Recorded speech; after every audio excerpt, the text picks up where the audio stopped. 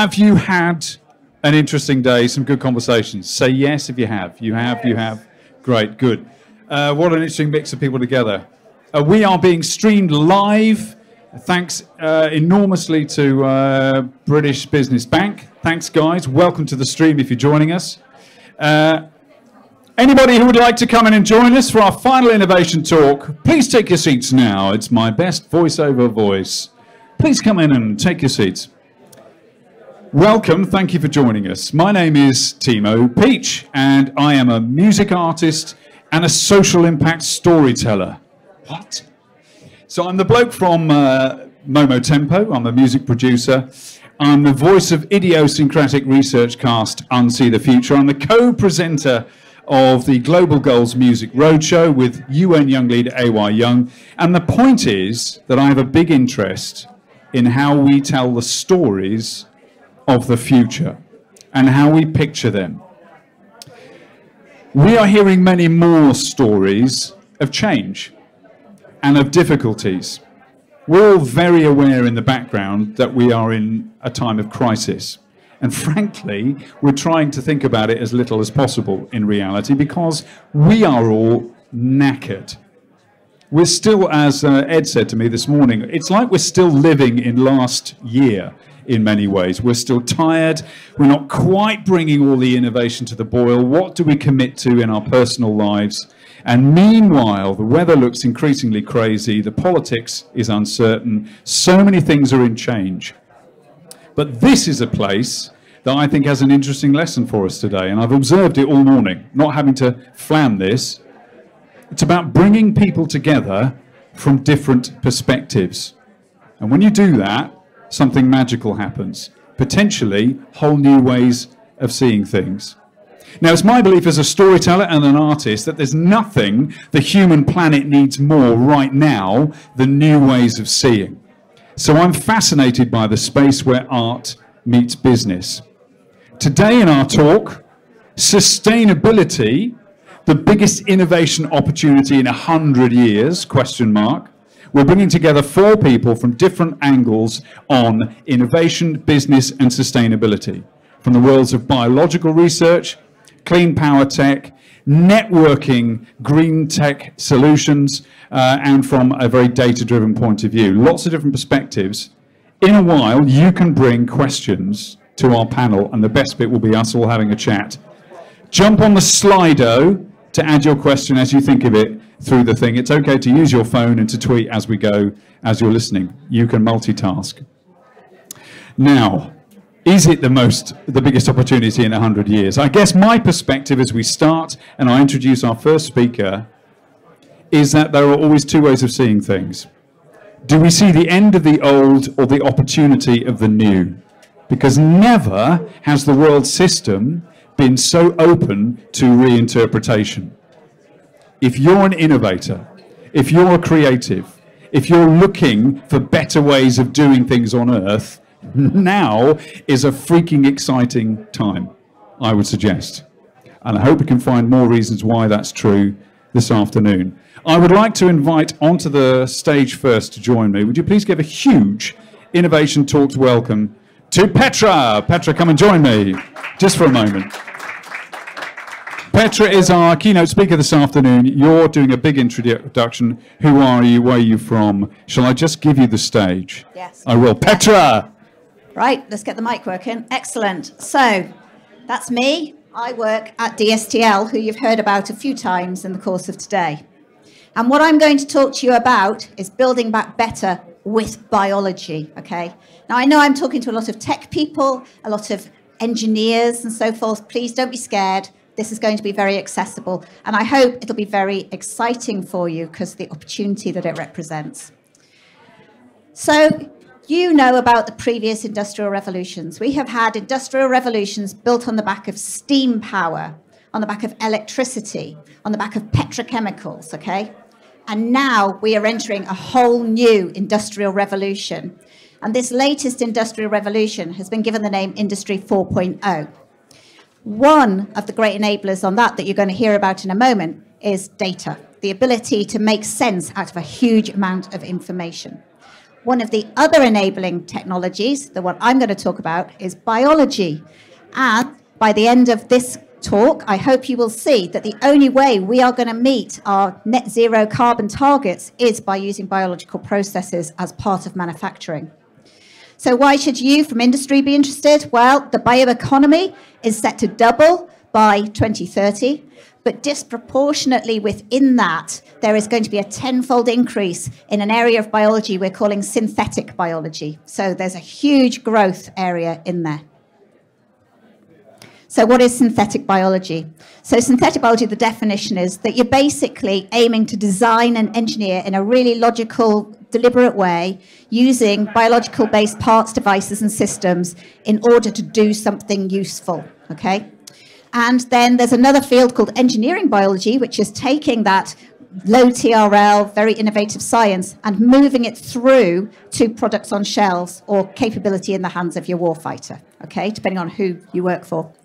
And there's going to be huge amounts of innovation needed in that part as well. So it's not just about innovation in the labs, it's going to be innovation in the factory and manufacturing sector and in marketing and everywhere, okay? This is our toolkit. Okay, we can use everything from biology. We can use bits of cells like genes and proteins through single-celled organisms like yeast and bacteria that we can use as little factories, all the way through to whole multicellular organisms like banana plants or insects. All of this is our toolkit. This is what we're using.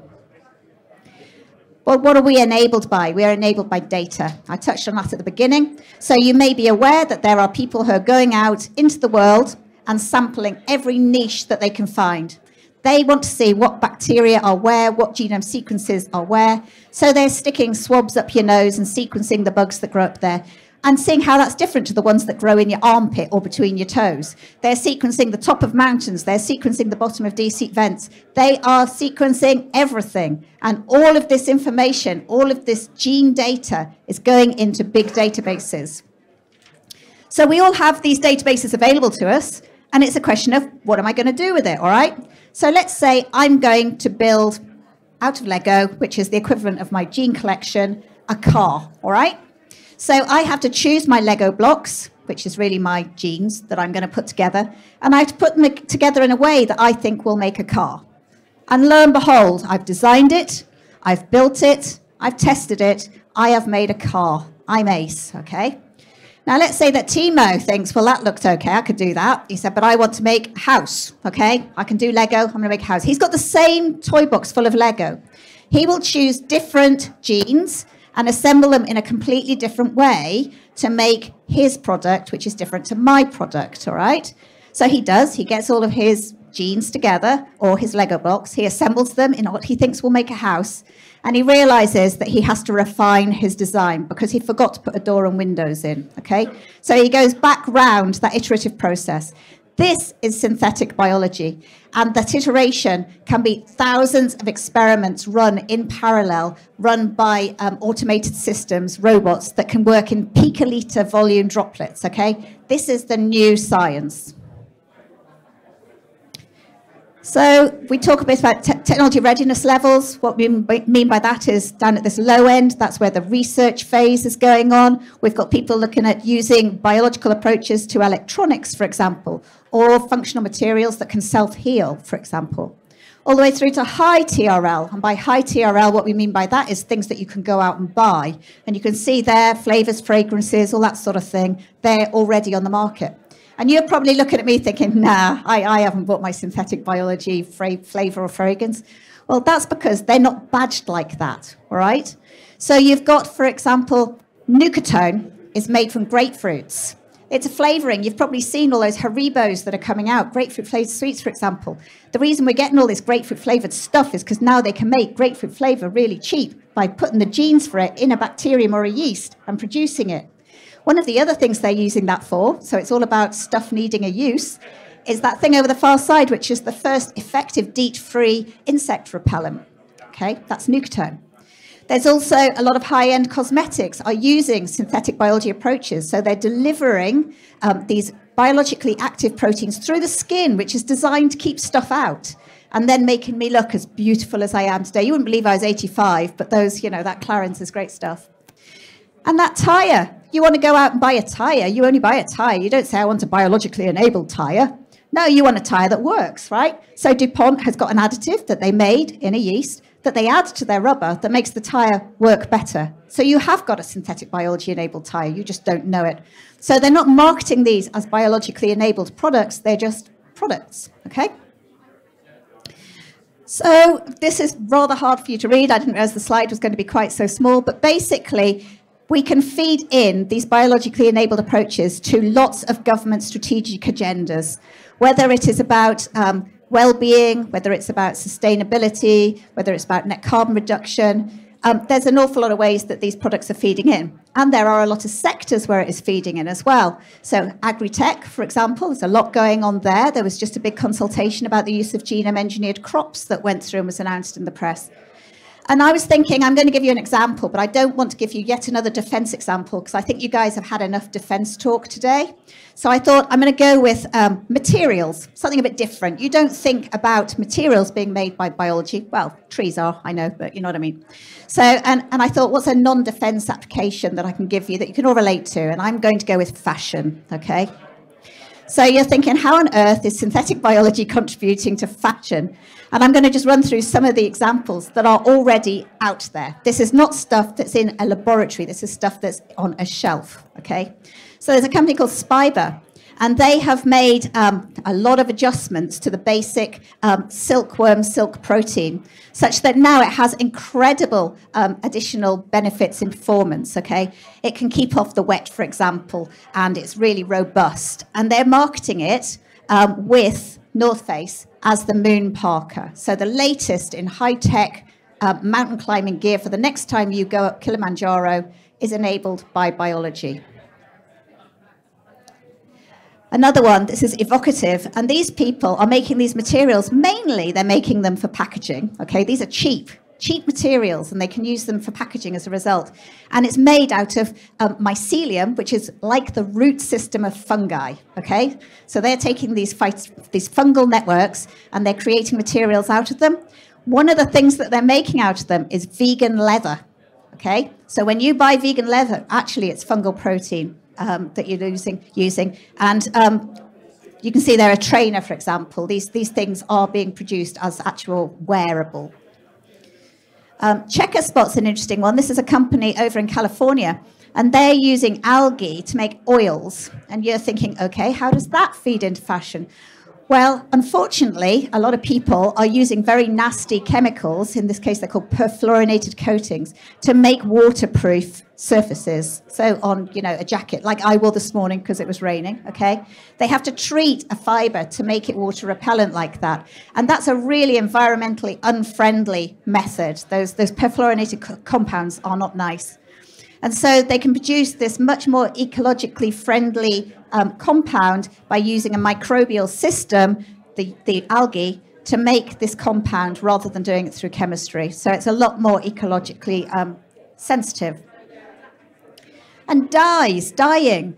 So dyeing is a terrible process for the planet. It uses tons of water. It's quite highly polluting, unfortunately. It takes a lot of power as well.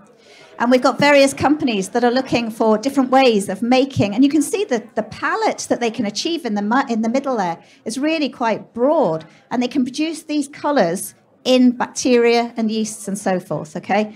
They can also use the microbes to actually add the dye to the textile, so you've not got necessarily the same dyeing technology. However, I would say that where they come up with a new way of doing dyeing, like colorifics, which is a brilliant technology platform, but it's not compatible with the existing infrastructure. And this is something that we have to be aware of, that if we're going to get these early lead approaches through and they're going to be disruptive, then we have to make sure we can fit in with the infrastructure. And this one, another compound that you see every day, nylon. They make nylon from plants in this case. And again, reduced environmental impact. So they are making nylon, which you associate with petrochemicals, in a carbon neutral way. Okay? They can take carbon dioxide out of the atmosphere, put it into a foodstuff via a plant. take the plant, process it, feed that plant foodstuff to a bacterial system, for example. So you end up with this carbon within the system. Okay, and we call that the circular economy, where you can then degrade it and feed the carbon back around the system. So this is feeding into mainstream nylon, and that's being used in clothing, but it's also being used in things like car interiors, carpets, food packaging, a lot of uses. So if we can take the petrochemical-derived nylon and other products out of the system and replace them with these biologically enabled ones, it's going to have a massive impact for the planet in the long run. So we've talked there about how biology is allowing us to do things that we do in a different way at the moment. We can do things in a much more environmentally sensitive way. We can do a lot more circular economy stuff, recycling, processing through things, and we can achieve net zero, but only by using a biological approach. We will not achieve net zero without using biology as one of our key tools. There's going to be high disruption in a lot of markets. I've given you fashion. I could have given you an example from pretty much anywhere, okay? Because this is the disruptive event. And if your business isn't engaging with this, your business model is likely to be quite disrupted, okay? So the zero and carbon agenda is adding many new incentives.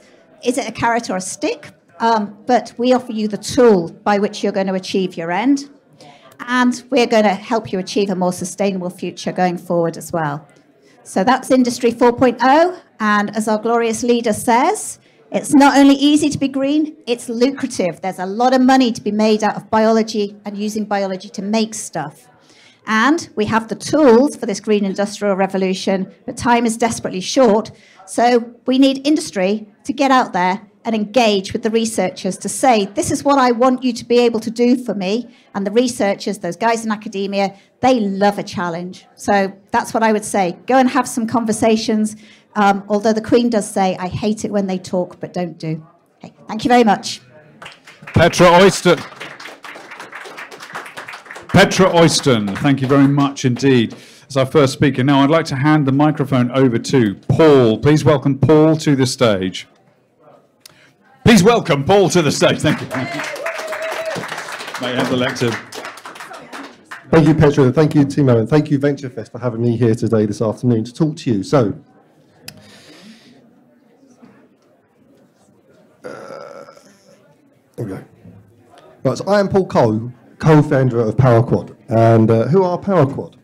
So we are a solution-driven company who are using our engineering expertise to provide product solutions to help businesses decarbonise.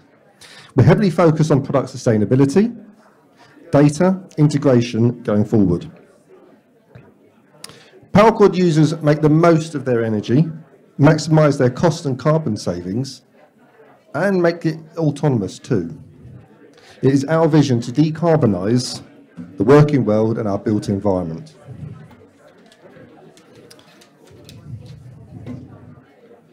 What are the business challenges in net zero? So all businesses must decarbonise. No one can complain about that. But in the UK, we have a unique problem. Most of our businesses are SMEs with less than 50 companies, and this creates a unique problem in how we solve that problem. Most businesses don't own the buildings that they're in. Most are in shared workspace, and they do so as they grow, and they can move on very, very quickly. So sustainability and innovation in that has to have a different mode of thought. So let's quickly consider installing solar in the building that you might be in as a business. Who are the stakeholders? Who owns the building? Is it the landlord? Is it the management company? What about the other companies that are in the building with you? SMEs just don't have the time for that at the moment. But this is no longer the case. But while recognising this as an organisation ourselves, we took the innovation that we were doing in-house to develop the technologies that allow businesses to solve this for themselves. We've continued with this engineering, and we're now scaling it to the point where businesses have options, including 2 key tools in software and hardware that we provide. So our first offering is in software as a service. And I know Chris later on will be talking quite a lot more about data. But we take energy data that a business has, including their generation and demand, to analyse what their carbon footprint is and what their investment plans need to be in order to meet their targets and goals. Furthermore, we can then change how they're going to be working as a business. What would EV chargers mean for them? What will heat pumps mean for them as they go forward? And certainly as new technology comes to market, how does that benefit them going forward? We also develop bespoke software tools depending upon the organisations. Our second key innovation is in battery storage. So we found that businesses, as I say, don't own the buildings they're in, and so we want to be able to provide an easy-to-use solution that allows them to access all of the renewable technology that's coming through to the mix, be it both in carbon and cost. What makes our innovation more unique than the others on the market? You can distribute it throughout a building, so you don't have to worry about where you're going to be in a year's time or 2 years' time. So it matches your business's development plan going forward. It's easy to retrofit in all buildings. You don't need to think about the fabric of the building quite so much. This creates a lower capital expenditure, but most crucially, it gives the businesses the data that they need to make the decisions they want to do and total control of their futures.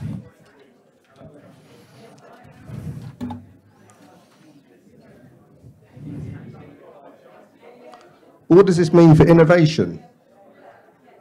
So innovation really goes beyond the engineering. It taps into all areas of our working lives. It's a thought process more than anything else. And like I say, it doesn't just have to be in technology. Businesses with sustainability are driving this new technology, but it's allowing them to innovate new business models, new ways of generating revenue, new revenue streams, new markets, as they develop and show that they are being sustainable and cutting their carbon footprint. Net zero does bring these benefits beyond the climate emergency. Like, as you know, the good quote from Boris Johnson just there, you know, is it can be highly lucrative if the business gets it right. So the time is now to make that difference. So thank you for listening to my short presentation, and I shall pass over back to Timo. Thank you very much. Paul Cole, ladies and gentlemen. Thank you, Paul. If you pass the baton on to Chris. Please welcome Chris to the stage now for your introduction to your perspective. Thanks, Chris. Thank you, Timo. Thank you, Paul.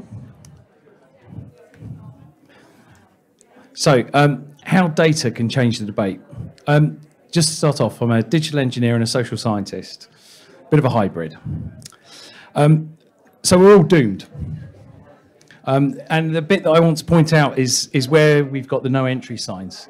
This is from a report by UK Fires, a collaboration funded by EPSRC by some great universities, Oxford, Cambridge, Nottingham, Bath, and Imperial. What does it mean? Well, it's done on purpose to be short, to be really small, because it's about impact, and it's about saying we need to change how we're going to approach our life to enjoy the life we have. That change is coming. Change is an opportunity. That opportunity is innovation, and data will deliver some of that innovation.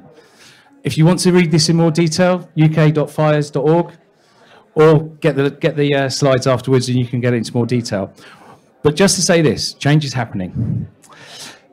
But before we start on this innovation and data sustainability, we need to understand what it is we're measuring. And one of the things that we should look at is the UN Sustainable Development Goals. Why? Because they've already been identified as being something that we can measure, and we understand what good is within there. But also look at the strata. We've got the biosphere, the world around us. There's certain limits to what we can do there. We've got our society, how we move, and the things that we're generating that deliver our economic value. These numbers are each down to our own personal communities. Every community will have a different set of numbers. We're not all the same, but at least we can start comparing and contrasting if we're using the same baselines. So when you hear about COP26 in the next couple of weeks, they'll be talking about how they are performing on their sustainable development goals. These are them. And certain communities are starting to really embrace that measurement. So first of all, we need to measure stuff. We've got the answer. That's how we measure it. Then we need to understand the economic value of data. And it's about the ongoing forever value, but at the same time stopping engineers like myself hoarding everything. My wife is chomping at the bit. Why do you keep that dodgy bit of wood? Well, because I might need it. Data engineers are the same. We keep data because we don't know what we want to do with it. We keep it because it might be needed. Actually, we can't keep data forever. We can only keep what's there that has value. So we came up with a model. It's embedded in the data management canvas around having an event horizon, which is saying that at a point in time, data no longer has value, you can get rid of it. But you might want to keep a little residue of that data just to prove that it has had some worth, but not all the working out, just the answer, because the answer added to other answers creates a prediction. Prediction has value. So when someone says, okay, I've got to measure stuff, you've got to also ask them, when am I going to get rid of the data? Otherwise, you end up with bloatware, you end up with risk, and you end up with more data than you can handle. So think about your event horizon when you're doing innovation on the things you're going to measure to change the world. And then we need to understand where we are in the maturity. So this is a paper that we wrote for the IET with some other clever people, and let's understand where we are. We're probably at 0 or 1 in the grand scheme of things in most of the way we work. And this is around digital twins, another hype exercise, but the idea is you use data to change your perception, influence your decision-making, reduce risk, improve efficiency, gain productivity, help the circular economy. And the things that we need to get to is on that level 5 at the bottom. We are nowhere near that. So this gap between reality and where we need to get to, that's innovation, lots of opportunity. But please remember, get rid of stuff that you don't need, measure what you need to deliver the change you need. And I've just started reading this book. Kate Raworth, recommend it. Awesome read for an economist. And the focus is that green bits, donut economics. We only have a fixed amount of ecological capital that we can use. But we also have a series of social foundations about how the world needs to work. What are those things? The bit in the middle, the safe and just space for humanity, that's where we need to fit in. So no matter what we want to do with our innovation, no matter what changes we want to do, we always need to bear in mind as to there's only a certain bandwidth that we can do it in. And this model is going to help deliver that, and it's also enshrined in things like the circular economy as well, so you can ensure that your inputs and your outputs are starting to balance out, so you're managing within that ecological ceiling. It's really important. And there's some links if you want to go and have some fun. But what I'm saying is, we can measure it, we can deliver change, we can use data to deliver change, but know your limits. Over to Matthew, and thank you. Chris Cooper. And our last speaker setting out his stall, thanks Chris, is Matt from Greentech South. Matt, please, welcome to the stage. Thanks, Timo. Thanks, Chris.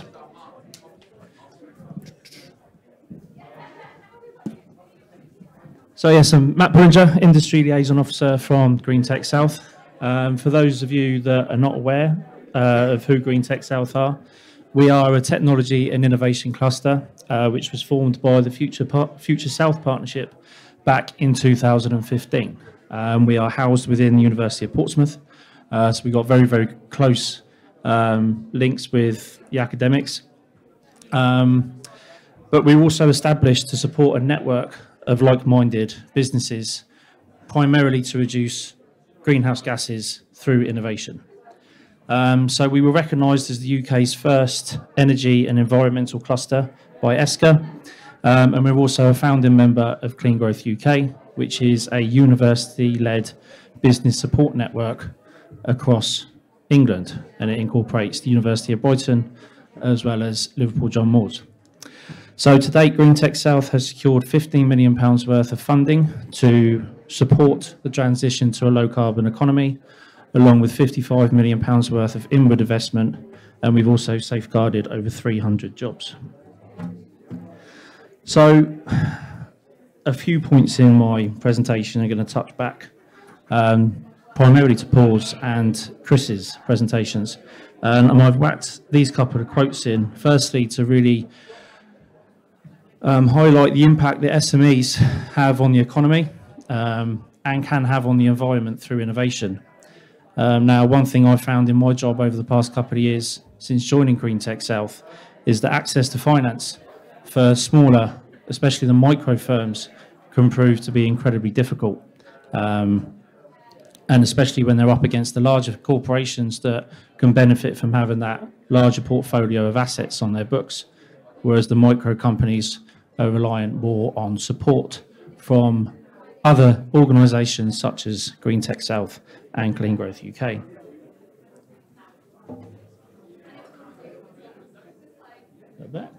So I know we've already had talks today on funding, and there's other companies along today that will go into funding opportunities in a lot more detail. But I just wanted to highlight 3 local support schemes, 2 of which Greentech South are directly involved in.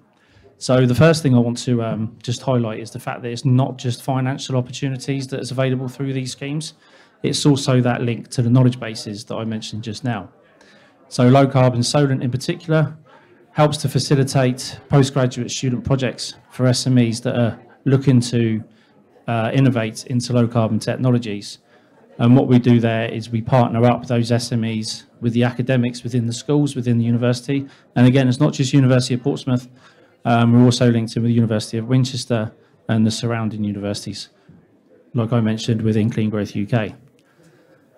So like I said, it's not just financial support that's out there, it's also non-financial support, and it's bridging that knowledge gap that SMEs may have with the academics, as Petra mentioned earlier, that are eager to get involved with supporting businesses.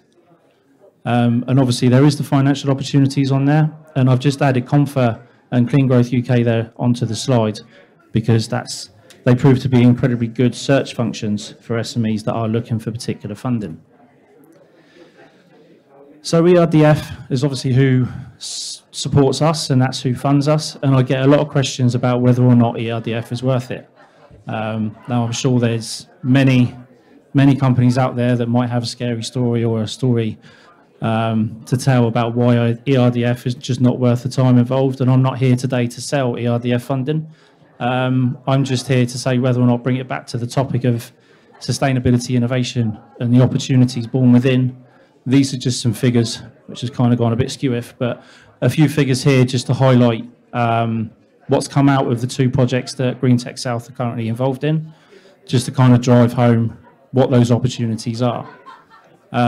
So we've got between the 2 projects, we've got 45 projects have been funded. What I'm missing there is the projects that have been supported but not funded, and that will take that figure well over 100. Like I said, it's not just financial support that we offer.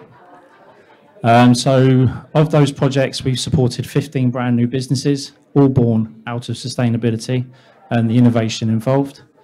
Over £800,000 worth of grants have been awarded to these 42 projects. And as you can see, over nearly 40 new to the market products have been launched. 20 jobs created, and then the one figure that's missing from that is over 10,000 tonnes of CO2 has been saved through these projects alone. So again, bringing it back to the title of this panel, opportunities through sustainability innovation, and again bringing it back to Chris's with sustainability development goals, I think it's important to kind of highlight SMEs that have been born out of that opportunity. Now again, I've got 4 companies coming up that I just wanted to share their stories and how they support those SDGs, and it's worth noting that all 4 of these are less than 18 months old. So first up is Absolar, a great local company that was spin out of the Southampton University, and they work primarily again in data collection. We supported them whilst they were collecting all of that data and turning it into what we can see on the screen before us. And primarily what they aim to do, what they are doing, is working with local authorities to map out in those local authorities which buildings can support solar technology to bring down the local CO2. And as we can see from the slide, they're supporting 5 of those 17 SDGs. Next up is Airhead, another great little company that we're supporting. And again, Airhead is the brainchild of 3 young entrepreneurs from London who were all very, very active and just got fed up of not being able to be active in London because of the rising pollution levels. Now, what their dream was to encourage a more sustainable mode of transport around heavily polluted cities.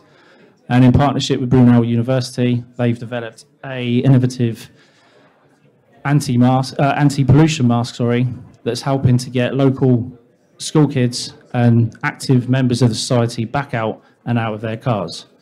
Now, I've just whacked that stat on there from Kickstarter, again, to bring it back to the opportunities within sustainability.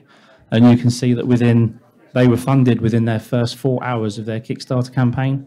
and ended up driving up over £400,000 worth of pre-order sales, which for a company that was less than 6 months old at the time, I think is pretty impressive. My final two are Fussy and Scrubs Up, and again, both less than 18 months old. And again, born out of that opportunity created by sustainability, by developing these innovative solutions that's creating less plastic and more circular economy designs. And again, between these two, we can see that they're supporting 4 of the SDGs, including life below the water. I just wanted to finish on a little extra story about Fussy. I don't know how many people out there like this morning, but they were recently on This Morning with Holly and their gadget section, where they achieved critical acclaim on national TV. So yeah, to get in touch, we've got a stand downstairs. So if there's anything I've said that's struck a chord or you wanted to talk about it anymore, then please do come down and have a chat. And that's all for me. Thank you very much. Matt Pullinger, thank you. Matt, grab a seat at the end there. Guys, come up and join me. Petra, Chris, and Paul, grab a seat. There, you sit down. Cool. Now, you guys watching, keep your eye on the Slido link and stick any questions in if you haven't yet and you've thought of some during that. Chaps, that was a really interesting juxtaposition of perspectives on stuff here. There's a word, I think, that hangs around sustainability that's depressing, and it's limitations. You talked about Kate Rayworth's donut economy. We have to live within our limitations, reduce things. Bloatware, what a great word. Isn't that the problem with so many of our institutions? And the implication there is growth. Growth's a problem, isn't it, when you're reaching the limits? How do we turn a disadvantage of limitations into an advantage? Who's got a thought on that? Chris, I think you might go first. How do we turn the disadvantage of limitations, facing limitations, into the advantage of innovation? So firstly, why are we besotted by an ever forever growth economy? What is it? What right do we have that says I've got to have more than I did last year? We have got resource limitations. One of my favourite professors is a lady called Julia Steinberger. She's now in Zurich, but she used to be at Leeds University. And she talks about, and if you follow her on Twitter, she is shouting from the rooftops, this is a smart, educated, informed leader that is saying we need to get a grip on our consumption of the world's resources. So fundamentally, this is happening, this is real, and we've got to rethink our consumption model. We need to have sustainability embedded in how our thought processes assess a company's value, our footprint on the planet, and that needs to be just as important in setting shareholder value as your cash flow, as your revenue, as your profitability. You also need another score called sustainability. Sustainability doesn't have to be about ongoing growth. It needs to be about inputs and outputs equaling, and ideally, and this is something that I was lucky enough to meet Prince Charles at a Prince's Trust event many years ago, and he stood up and said, I've got one mission in life, which is I want to leave the planet in a better state than I inherited it for my grandchildren. Now, if we all had that ethos, then surely we're in a better place. It might answer the question. No, it does. I think it does. But Petra, go on. Yeah. Petra's going to give us an awesome spin. I'll do half an hour now. I think that the mindset we need to change is not to see challenges, but to see opportunities. Yeah. Every one of these things is an opportunity for us to do things differently, more efficiently, better. And for industry, I know that means profit margins and things like that, or it can mean for humanity generally. For defence, it means having an enhanced capability and protecting our troops. You know, let's just try and think of different ways instead of just incrementally tweaking what we have always done. Is my take. Now that's interesting because you spoke about the syntech sector, or certainly the biology sector, is going to double to 440 billion in the next few years. Yeah, it's the bioeconomy. Yeah. So that's going to be, industrial 4.0 as we get from digital to biological. But to be devil's advocate, and I will, working for the Defence Science Technology Lab, there are those that would say, well, isn't this the same thinking that got us into this mess? This constant, I'm going to be theatrical and say God complex of tinkering and tinkering and tinkering. How is that going to get us out of the problem by using more of the same thinking? Somebody might say that to you, I suggest. Okay, so what would you say to that? I would say that these emerging technologies come with a load of positives and potential negatives. Yeah. Okay, so the internet, in theory, a great thing. You know, I can look at the bus timetable, or I can, you know, do my shopping, or I could bully someone online. You know, all these things are what we call dual use. They can be used for good, they can be used for ill. Yes. One of the things that the funding community, of which I count myself one of our responsibilities is to make sure that we get the researchers to debate the social, ethical, and legal implications and environmental implications of the work they're funding before any work is done. And within the synthetic biology community, because there is obviously a lot of concern following the GMO and Frankenbergers and all of that sort of stuff, there has been a massive engagement with that. You know, the UK... So the BBSLC, one of the research councils, insisted for its first round of synthetic biology funding in the Synthetic Biology for Growth programme that a social scientist was on every single project to make sure that those sorts of considerations were taken in. We, in turn, in defence, we have to be so careful. Reputational damage, you know, potential. We review every one of the proposals that comes to us with that hat on as well. I mean, reputation is a big part of resilience. There's a whole national story there. That's an entirely different story. But the point there, or an implication, is science and research, just like data, always happens in an emotional and cultural context and has emotional cultural impact. I'm thinking there's a word that's come out of, implied from all of you, community. And I'm looking at you, Matt, about Greentech South. You've got a mic down there. Is that how, you know, interesting that when we talk about growth and scale and big and success looks big, doesn't it? And yet 99% of the businesses in this country are SMEs, small and medium-sized enterprises. Is community the way out of this, helping people unlock gaps between them to work together? Is that something? Something that I very much believe in, yes. I mean, we're, as Greentech South, we're based in the south. And like I mentioned earlier, we collaborate across all universities along the south coast, but that also reaches up to Liverpool when needed, when the answer can't be found within our region down below on the south coast. But the community that we're based in around Hampshire, I mean, no matter where you go, it's the same voices, it's the same messages being put out. Right. And going back to limitations that you mentioned earlier, when I hear limitations, I hear the word challenges, and to overcome a challenge is collaboration. And I think the collaboration opportunities within the local communities to reach out and find out where people can work together, that is born in the local community. So yeah, I agree. Well, you're touching on a fundamental design principle there as well. Who's invited round the table before you even open the layout pad and make first mark? So how do you get different voices heard and engender trust that they'll come and speak to you and then get into a relationship? How could Greentech, or how do you think we can get different perspectives into the design process? We're pretty open. I mean, we're very much an open door policy. I mean, I think that's one of the good things about being within the university, but being separate from the university as well. We're housed within the university, but we come under the umbrella of Greentech South. And like I mentioned in my presentation, we help facilitate the networking between the two. So we will talk to any SME from any sector, regardless of their low carbon aspirations, whether it's to decarbonise their business or to create their low carbon innovations. By having that open chat at the beginning, we can find out exactly what it is they're after, and then those are the doors that we can open to get that collaboration and to get that knowledge back. People can find some empowerment by finding kindred spirits.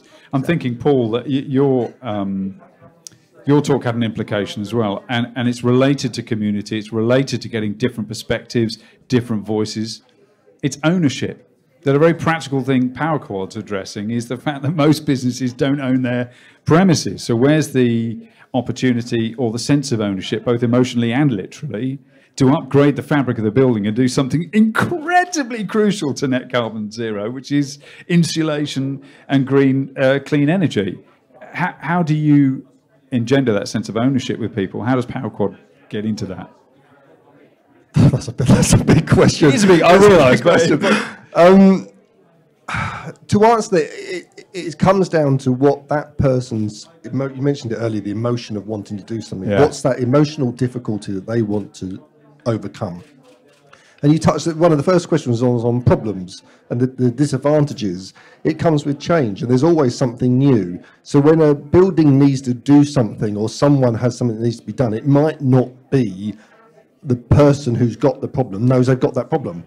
So it could be that the person who runs that building doesn't know that that's an issue for them, because at the end of the day, as square as it might sound, they've got their money coming in, their business is running, and they're Landlords fine. are quite absent by and large. Yes. That's right, yeah. So it then comes down to the communities of the people who are in that building or outside of that start to influence it. So clear example, if you're a business that wants to be in a clean and green and happy environment that's doing its best, you're going to want to have an office block, an office space that's in a building that's doing that. You're not going to go to somewhere else. So the market and the people and people's interaction within doing something naturally causes that change in motion. Yeah, yeah, and you had a lot to say about data there, which I know you feel data has a very close association with community.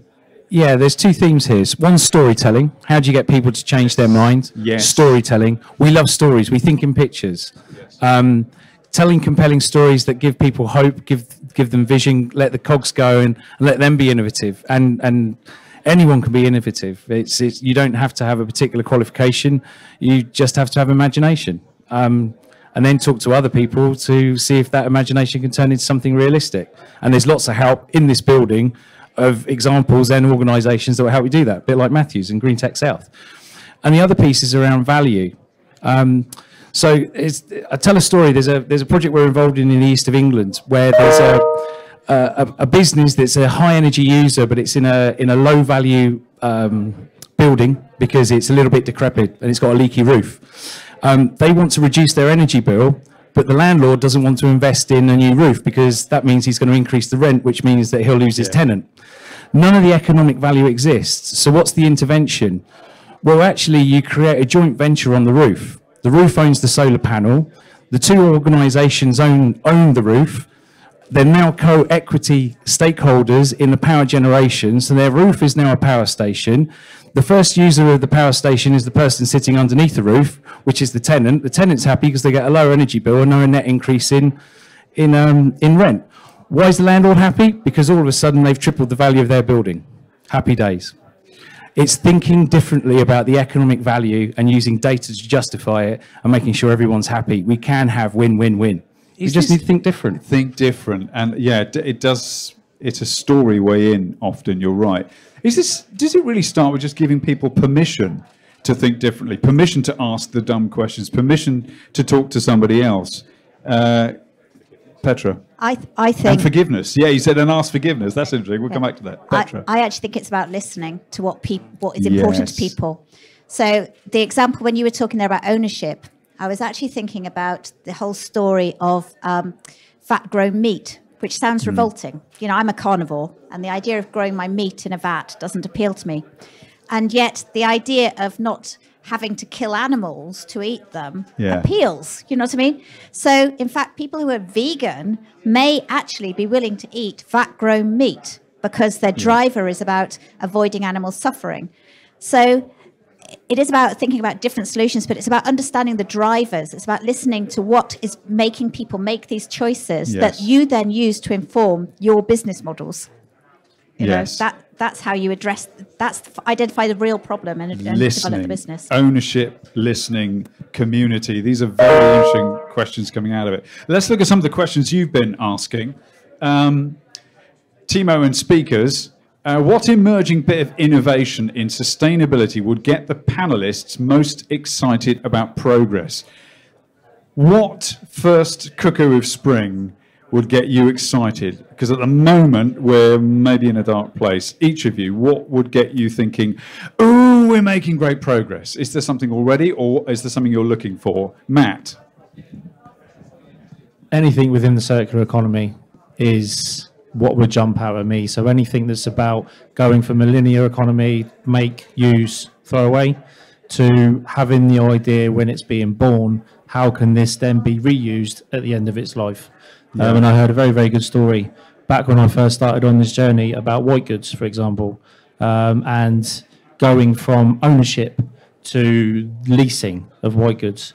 So instead of going to Curry's and buying a fridge, we would lease that fridge, we would use it for 10 years, and then when that fridge was breaking down, it would then go back to the manufacturing company, they would strip it down and rebuild a new fridge, instead of just taking it to the tip and then going to another and buying another fridge.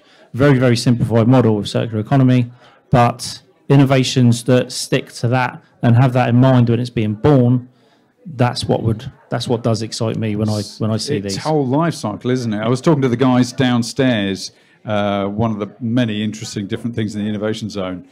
It's the flywheel energy storage guys. And they're naturally talking about whole use. How can they ESG account for the materials that build this unit, not just the fact that the unit is a green power thing or green storage thing itself, and then end of life. And doesn't that make a more interesting story that's more likely to get your audience and partners more emotionally engaged, don't you think? Whole storytelling. Chris, what would you find is the most, the thing that would get you kind of, oh, yes? So the zeitgeist thing at the moment is something called digital twins. I'd like to take digital twins out of the marketing hype curve and actually turn it into something very practical, very real, something that we're interfacing and interacting with in our daily lives. And we can then say their own digital twin. So all a digital twin is, it's a digital rendering of something that's out there. You might see it, you could call Google Maps as a digital twin, for example. But the thing is that we need to make these things very real and then change the conversation we're having with our leaders, because quite frankly, our political and our cultural leaders are way out of kilter with where we need to be. Yeah, I feel so. And we need to then start a different dialogue that says, oh, look, the numbers in my place that my twin is talking about are not where I want my life to be. And that could be anything from your consumption model to things you're producing to the way you're living your life. And we need to have a different set of dialogue based on trusted data, trusted information, and then we use conduits like a digital twin, like a great information portal, like an avatar, any other buzzword you want to say, to change the dialogue, and then we can start changing our outcomes in terms of living a better life. But what the tech's doing there, a digital twin, is just, it's a new way of seeing. It's a way of reflecting back a truth you hadn't thought about before. Yeah, and if you work in the aircraft industry, you've been living in a digital twin ever since time immemorial. We've been living with these things forever. We just call them a different name because it allows the tech industry to sell another widget. Look, I'm cynical. I'm part of this industry. I helped create some of this crap. The thing is that we've got to bring it down to a human level and tell stories that have an impact, and then ask our leaders to put their voting shoes on and give us outcomes that we want to back. Amen, I agree with that. Actually, I'll come to you next, Paul. What's the thing that would, building on that, what would make you get excited about, oh, we're making some progress on this? Yeah, well, I'm an engineer, so I'm used to seeing new cool stuff all the time. Yeah. And getting excited does wear a little bit thin when you start to see new technology all the time. Excitement is exhausting. But I would say, I could sit here and say flying cars or something like that would be innovative, exciting, slowly, but it isn't. I would say the key thing that would really get me excited that we're going to be going in the right direction is an innovative way of thinking in financing and legislation. Those two will really kickstart everything going forward, because if we looked at, I watched the BBC, the trick about COP15 and the data hack and everything else. What they're doing at COP15 and negotiating is no different what they're doing at COP26. They're still talking. Yes. So you need to come up with new ways of financing that either makes it penalties for people that don't do anything. You've got to make it financially rewarding for those that do, but also financial penalties for those that don't. And legislation, technology, here today, all this technology is wonderful.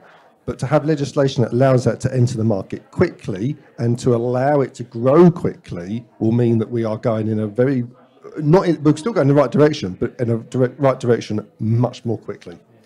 But yeah, because finance and law are the engineering of a society, and what they do is reflect a society's values, right? Supposedly. I love that when you do engineering society is a fantastic terminology, because people just think, oh, I'm buying that product. They don't realise the value of how many sleepless nights someone might have had trying to think of it and getting it into manufacture, getting the price points right. But it's there because someone's decided to sign a piece of paper on a purchase order that's put it on the shelf. Yes. But you're right.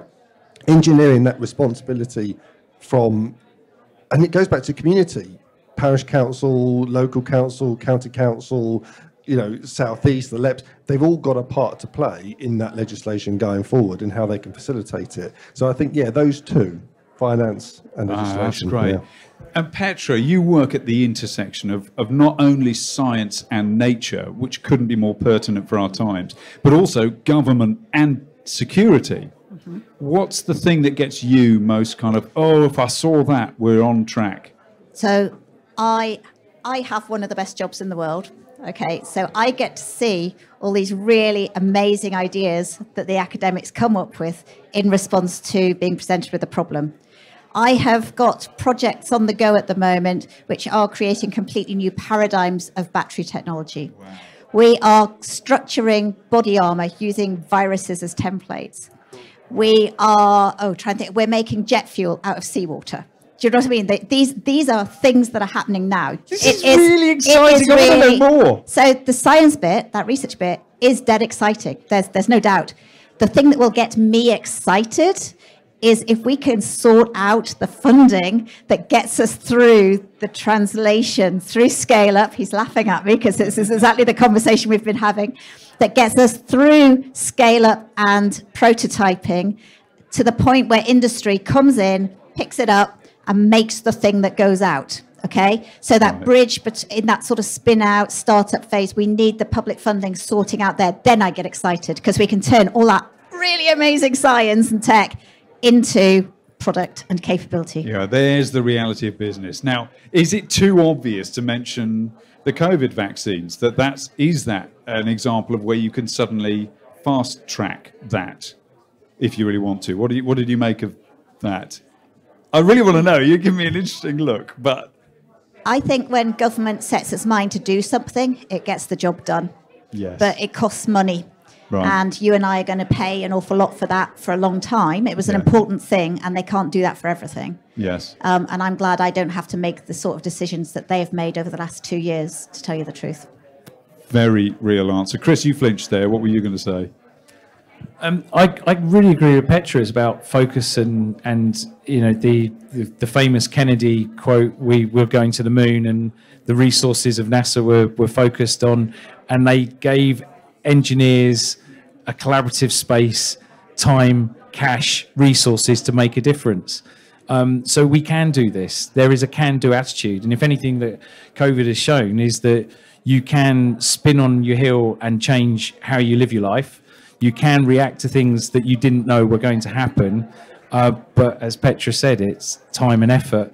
And again, it comes back to that point. You've only got a certain amount of time and things that you can deal with. You can't have your cake and eat it. You can only have maybe a slice. Yeah, no, I agree. And I'm conscious you've got to bounce to another talk, haven't you? You're appearing like a showbiz. Yeah, where's the next one? I don't know.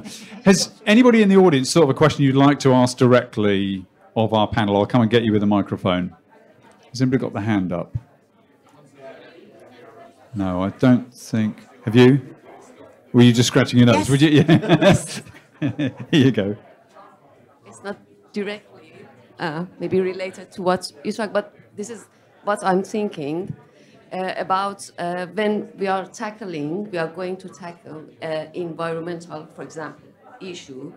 Assume that we are in a group, in a school, that we have a project to solve. But some of the members don't do anything, and we cannot force them to do anything. So in an environmental issue, for example, if part of the world don't care, actually at the end of the day we all suffer. So I think we should do something about this communication. We need to do something about this communication, but it's not going to work if we, in part of the world, we do everything, an effort, and other parts don't do that, at the end, it's not going to happen. Yeah, I agree with you. And it starts off with good storytelling. Tell stories that people believe in, build trust, change minds. It doesn't happen overnight. It happens slowly. The world that I was born in the 1970s is wholly different to the world that we're living in the 2020s. The way that what does good look like?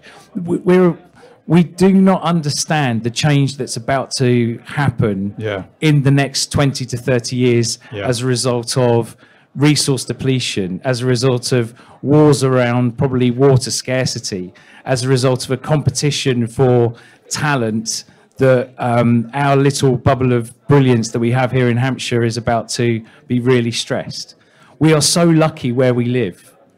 I cannot believe how blessed we are. It's awesome. Look at it. It's gorgeous. Planet Cricket right on our doorstep.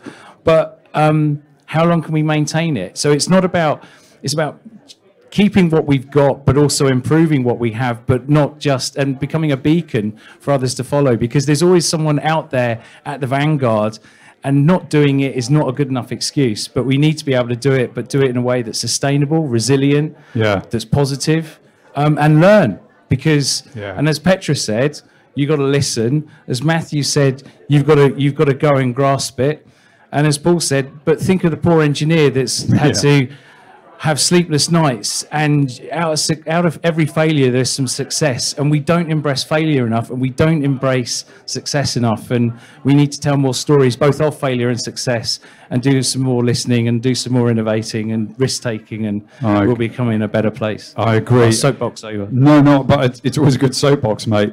And there's implications to what you're saying there, that we are culturally in very different places, even within our societies. Because societies are rich, but also we're told about the polarization, right? So when you might say, I feel this, but the person next to me really doesn't, and in fact is defensive. And then when you think of the split between the global north and the global south, as it's simply delineated, 2/3 of us on Earth pay the price for the carbon that we all spend. It's all these imbalances. There's an implication to innovation, is how it like blazes a trail out there and looks very exciting, but how long before we catch up? Because with sustainability, time is the thing. Getting to sustainable outcomes and net zero too slow is the same as not getting there, as somebody said recently. I think, Petra, spoke about a great principle of testing, of design, test, and then the circle that goes round. Actually, I think that's an art principle, but that's surely something that can teach us all, isn't it? Don't be afraid to get out and test and get things wrong publicly. The engineers claim it. It's the engineer, design, build, test, refine circle. Yeah. But does that take courage to do that? Do you think we're risk averse to being seen to fail? I think that showing something doesn't work and understanding why it doesn't work isn't failure. We had a talk earlier about a drone that was trying to land on a ship going up and down. That wasn't failure. They learned a lot from that. So the funders don't view it as failure. The scientists might view it as failure because they haven't got nice data to then build on. But, it's... So I do think that failure is a bit of a loaded word there. It's a loaded word, isn't it? It's kind of, I think failures are almost a bullshit word myself. It's a very art principle to learn out loud, to make your marks in public and to put your emotions on the line in front of people for the sake of making progress. Paul?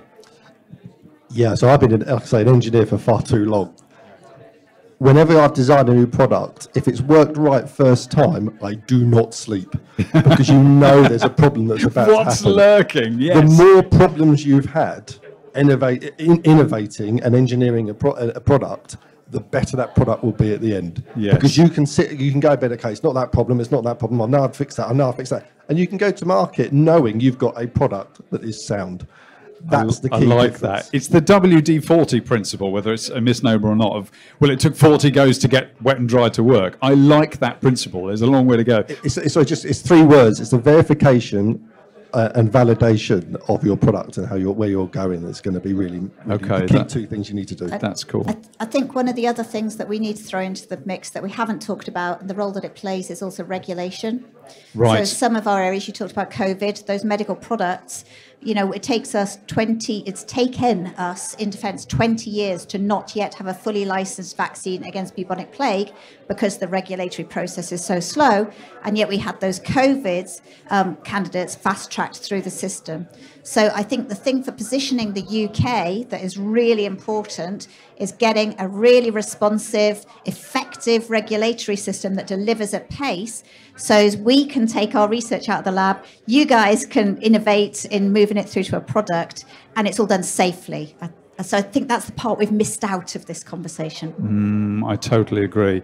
Look, guys, we're getting to the end of our time here. I'd just say, in summation, if there's one thing you want to point people at to find out more from you, what would it be? In fact, let's start with you, Petra. Would you like to point people at a particular website or an initiative from this talk? If you're interested in engineering biology, there's lots out there on the web. Google away synthetic biology. If you're interested in DSTL, we have a table downstairs. Okay, cool. Chris? Check out the Ellen MacArthur Foundation, Circular Economy. Yes. Eat it, breathe it, live it, change your mind. Wonderful. And they're based on the island, aren't they? The Isle of Wight. Even better. Yeah. Cool. From myself, go to our company website, powerquad.co.uk, or contact me directly via LinkedIn. I'm on there most of the time, and you'll see quite a lot of information more on LinkedIn, to be honest. Wonderful, thank you. And Matt? Two things for me. Firstly, the Greentech South website is a given, and also I want to touch back on Chris's presentation earlier with Kate Rayworth.